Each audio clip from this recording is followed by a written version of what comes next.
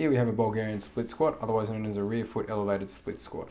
So this is a great exercise to add resistance to a single leg variation. That's really great for activating the muscles around the front of your thigh, so your quadricep, and the muscles in the back of your hip, primarily your gluteal muscles. What we want to try and do is evenly distribute our load through both the hip and knee, so we're moving evenly through them, ensuring our knee doesn't go too far forward over the foot there, and we're basically going as low as you can go. The lower you go, the harder it'll be, and again, not putting too much weight through that back foot. The toes can be up or they can be flat on that back foot as well, as you can see me changing it up through this next portion. And basically you can see that hip angle. It's a pretty nice straight line between my torso and the knee. Just make sure that you are performing the movement nice, slow and controlled throughout. You can add resistance to it to make it harder as well. You can have weight on both sides, or just by having the weight on the single arm on the opposite side of the working leg, as I have here. This targets the muscles in the back of the hip that little bit more, so primarily those gluteal muscles, which is really great for knee stability. You can use any kind of item, kettlebells, dumbbells. I've used a tool bag here. And you can use a bag of potatoes, bag of rice, or fill up another bag with books.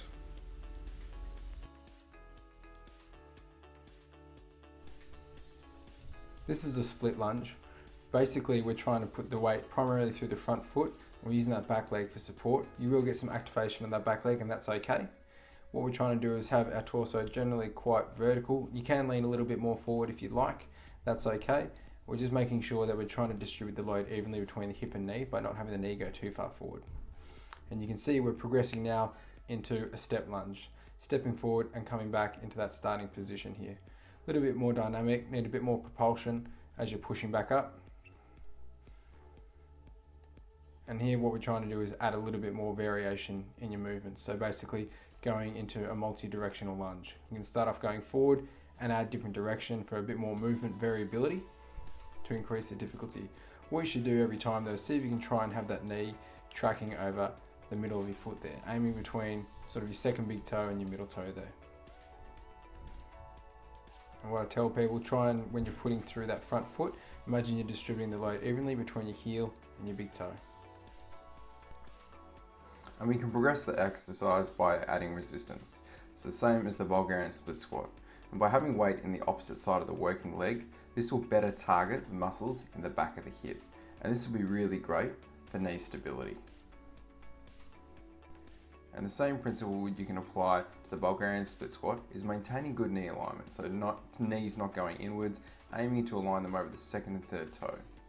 You can add resistance by using items such as a weight, kettlebell, bag of rice, bag of potatoes, or a bag filled with items such as tools or books.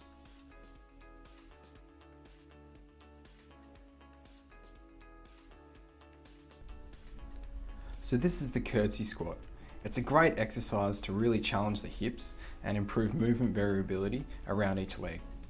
Once you get used to it, you can start to progress it. So instead of having the back foot pushing against the floor, you can actually flatten the foot, so increasing the load on the front foot there. Like the other variations, you really want to try and control your hips, knees, and your trunk alignment. So trying to make sure that your knee isn't going too far inward. It's allowed to go over your toes or even a little bit outward, that's okay. And trying to make sure that you're not swaying your torso too far from each side and trying to maintain really good alignment throughout the movement.